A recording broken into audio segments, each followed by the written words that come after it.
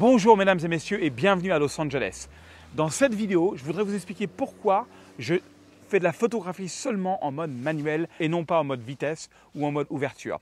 Parce qu'en mode manuel, ça me permet de pouvoir déjà régler exactement l'image telle que je la veux moi. Je travaille avec le Sony A7R III et le Sony A7R III permet vraiment de bien voir ce que je veux obtenir au final. Donc je me mets à 100 ISO, je me mets à 7.1. Et la seule chose que je change, c'est la vitesse. Là, par exemple, on a le soleil qui se couche. On est à Los Angeles. J'ai une vue magnifique sur downtown Los Angeles. Et je vais faire une photo. Je vais être à 100 ISO, 7.1. Et voilà. Et là, je capture la chaleur de Los Angeles. J'ai envie vraiment d'avoir un look très sous-exposé parce que je sais que dans Lightroom, je vais pouvoir réexposer un petit peu. Donc, il y a réellement deux raisons. La première raison, c'est parce que je ne veux pas laisser l'ordinateur en interne décider l'exposition de ma photo. Si j'ai envie d'avoir un look un petit peu sous-exposé, c'est mon choix. Mais deuxièmement, c'est que toutes les photos que je vais faire qui ont les mêmes vitesses, je vais pouvoir faire la retouche sur une photo et synchroniser sur les autres. Si j'étais en mode priorité à l'ouverture ou en mode priorité à la vitesse, chaque photo aurait des réglages différents et ce serait un enfer dans les retouches. Et vous allez voir si vous restez jusqu'à la fin de cette vidéo. Donc suivez-moi à Los Angeles, on va essayer de capturer cette ville magnifique depuis le Griffith Park.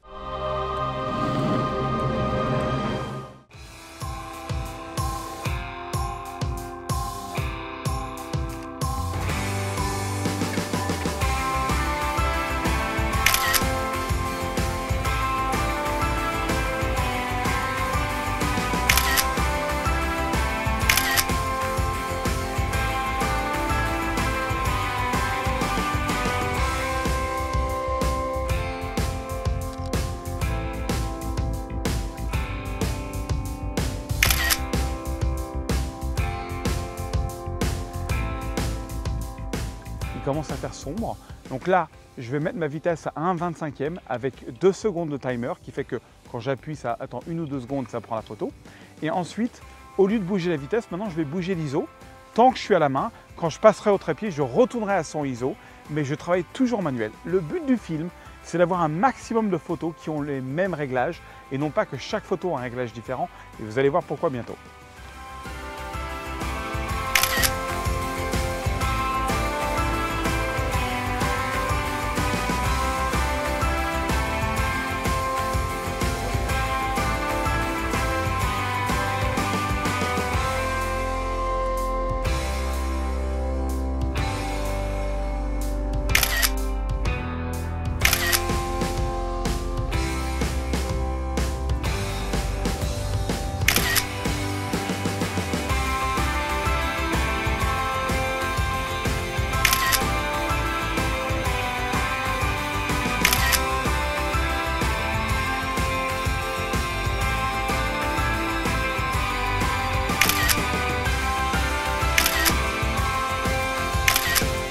Allons dans Lightroom et voyons ce que nous avons comme photo et je vais vous montrer pourquoi c'était important de travailler en mode manuel.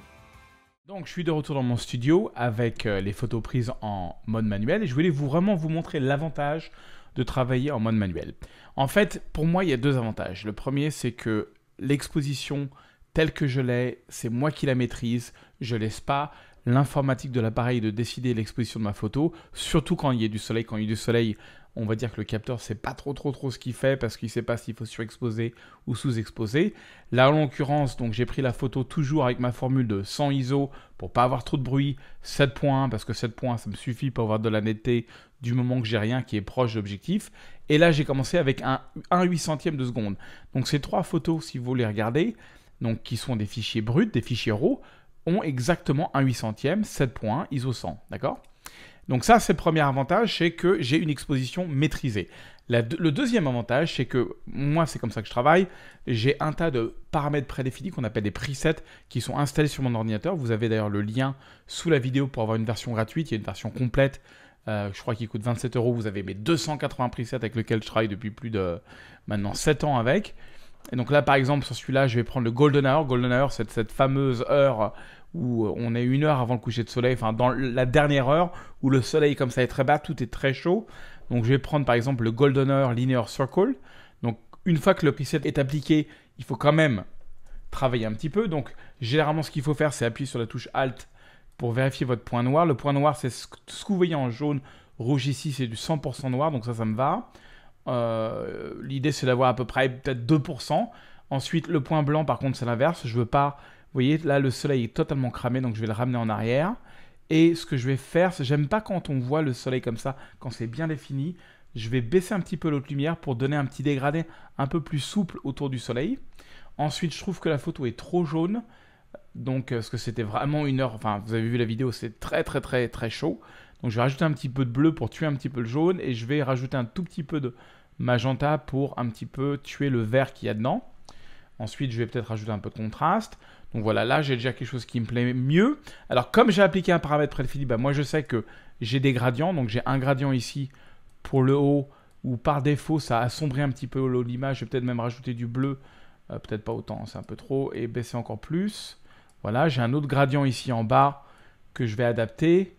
Et voilà. Et ça me permet quand même, le paramètre prédéfini, à peu près 27 différents petites retouches qui sont appliquées en un seul clic. Ça me permet de gagner beaucoup de temps, mais surtout, et c'est ça toute la beauté, c'est qu'une fois que j'ai une photo qui me plaît, avec un preset, donc ça a été quand même assez rapide, je sélectionne, là je vous explique, donc ça me prend du temps, mais sinon, quand je le fais tout seul à la maison, je mets quelques secondes.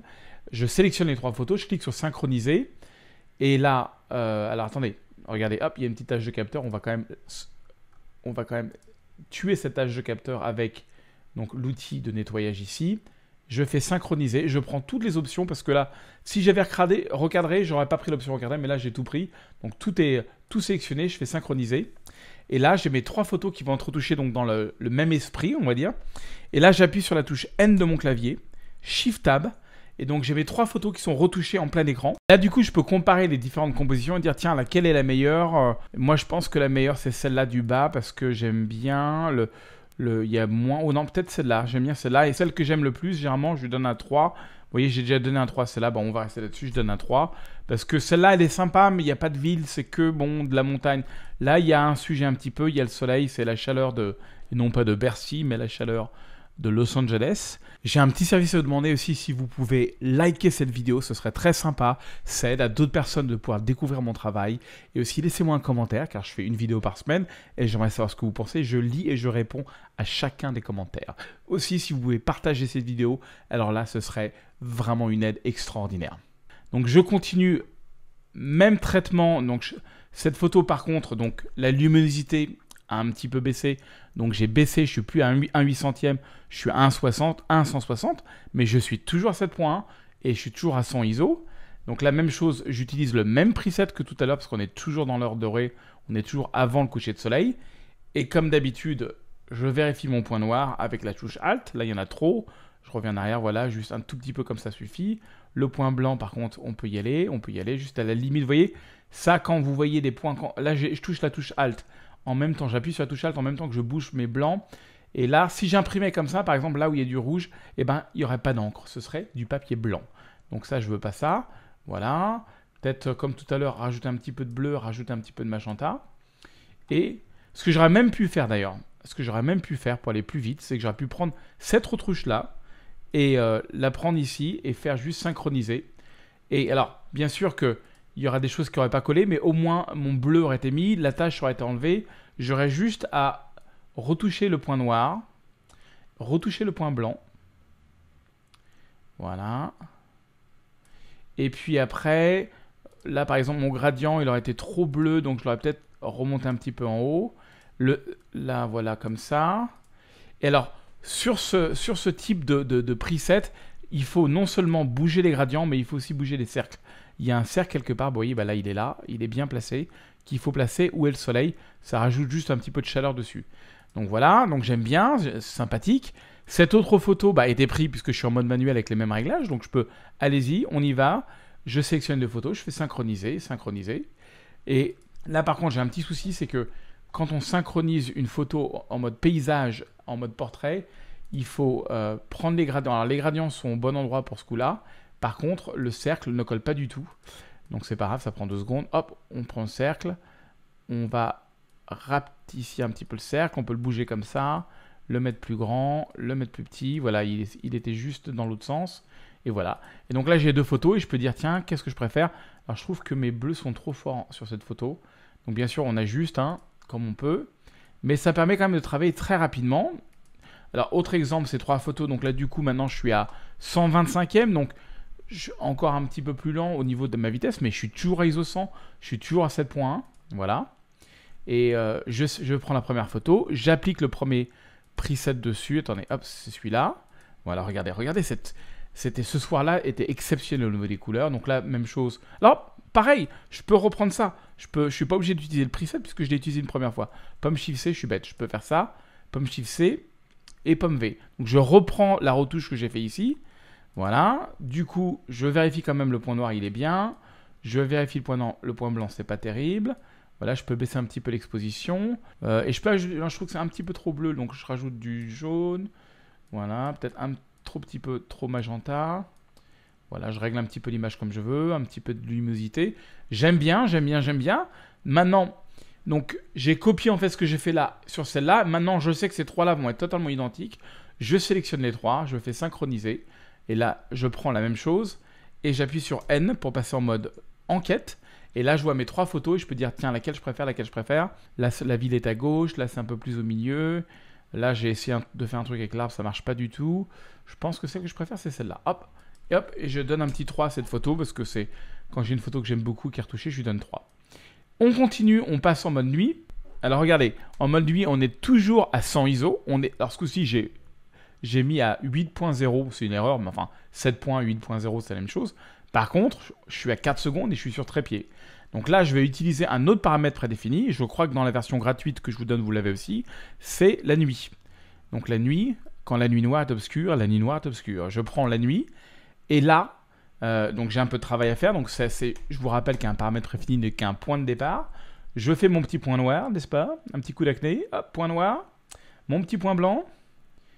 Comme d'habitude, vous avez l'habitude maintenant, vous connaissez la maison.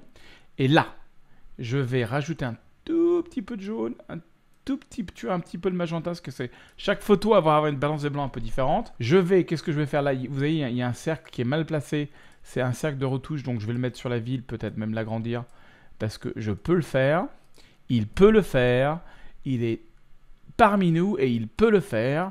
C'est merveilleux. Et là, je vais éclaircir là, par exemple, ici. Donc, ça reste une retouche de base, mais je peux prendre même chose comme je suis en mode manuel et que chaque photo a été prise à 100 ISO, F8, 4 secondes.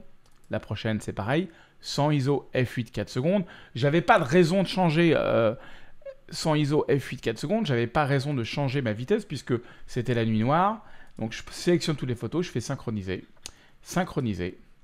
Et là, même chose, j'appuie sur la touche N pour mettre en mode enquête. On appelle ça le mode enquête. Voilà, donc l'inspecteur fait l'enquête. Qu'est-ce que je vais préférer? Je pense que celle-là, je l'aime bien. Je vais lui mettre un petit 3 étoiles. Celle-là, elle est pas mal avec ça en premier. Mais je sais que ça, c'est flou parce que j'ai fait la mise au point sur la ville. J'aime bien ça. Ah, je pense que... Moi, j'aime bien quand il y a l'élément de premier plan. Donc celle-là et celle-là, je lui donne 3 étoiles. Et là, évidemment, je passerai plus de temps. Donc c'est juste un point de départ. Mais quand même, quel temps de gagner entre le paramètre prédéfini et la synchronisation. Je vous dis pas, quand j'ai 100 photos à faire... Honnêtement, j'économise des heures et des heures et des heures de retouche. C'est assez impressionnant. Donc là, qu'est-ce que je vais faire? Je vais dans le développement. Le bâtiment et un petit peu de traviole. Donc là, il y a une option dans transformation. Je peux cliquer sur auto. Ça va me mettre tout ça bien droit. Voilà, bah c'est bien, j'aime bien. Hein. Si je vais peut-être faire un petit gradient supplémentaire, tiens, sur le mur là. Mais au contraire, je vais l'assombrir un petit peu et enlever un petit peu de saturation sur ce mur parce que je trouve que ça attire trop l'œil. Et voilà. Et qu'est-ce que j'aime bien? J'aime bien celle-là aussi. Donc sur celle-là, qu'est-ce que je vais faire? Alors, je vais prendre le cercle qui est ici. Je vais l'agrandir. Et je vais le mettre sur la ville. Voilà. Là, il y en a un autre que je vais mettre sur ce petit bout de ville-là. C'est sympathique. Là, il y a un autre cercle que je vais mettre ici. Voilà. L'horizon n'est pas droit. Donc, je vais aller en 16 neuvième et je vais prendre l'outil angle. Et je vais mettre une petite ligne d'horizon comme ça. Voilà. Et là, on est bien dans Los Angeles. Et là, sur ce filtre gradué que j'ai par défaut ici, je vais rajouter un petit peu de bleu parce que moi, le jaune de nuit, j'aime pas trop. Voilà, et même baisser encore un petit peu. Je vais foncer encore plus. Voilà. Et quelque chose comme ça, j'aime bien. Peut-être rajouter un petit poil de contraste. Peut-être un petit poil de clarté et de texture parce qu'il n'y a pas de nuages et on peut. Et même éclaircir un petit peu toute la photo. Et voilà. Donc, je vous montre au final les 3 étoiles, mes meilleures photos en plein écran. Donc, on a cette première photo. Donc, qui est pas... D'ailleurs, la ligne d'horizon n'est pas tout à fait droite. C'est pas grave. Hop, je peux recadrer. Je pense que je vais mettre en 16/9 aussi, celle-là d'ailleurs. Et de toute façon, je passerai plus de temps. L'idée, c'est que je vous montre une philosophie. C'est la philosophie de la fainéantise, de je travaille en... Carrément, il n'a rien corrigé du tout. Voilà, bon. La fainéantise de dire, voilà, moi, je travaille très rapidement en mode manuel. Ça me permet de passer moins de temps devant l'ordinateur et plus de temps à faire de la photo. Voilà, alors attendez, donc je vous remontre en plein écran. Ça, c'est la photo numéro 1. Ça, c'est la photo numéro 2. J'adore. Ça, c'est la photo numéro 3. Je la trouve un petit peu trop claire.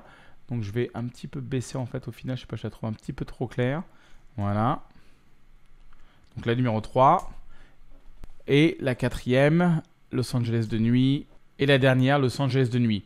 La semaine prochaine, vous avez la partie 2 et je vais vous amener dans une des plus belles plages de Californie, El Matador, et je vais vous montrer encore d'autres photos avec cette technique de prise de vue en mode manuel. N'oubliez pas de télécharger les presets, n'oubliez pas de liker la vidéo et de me laisser un petit commentaire de façon que d'autres personnes puissent aussi en profiter. C'est très gentil à vous. Merci beaucoup et à la semaine prochaine.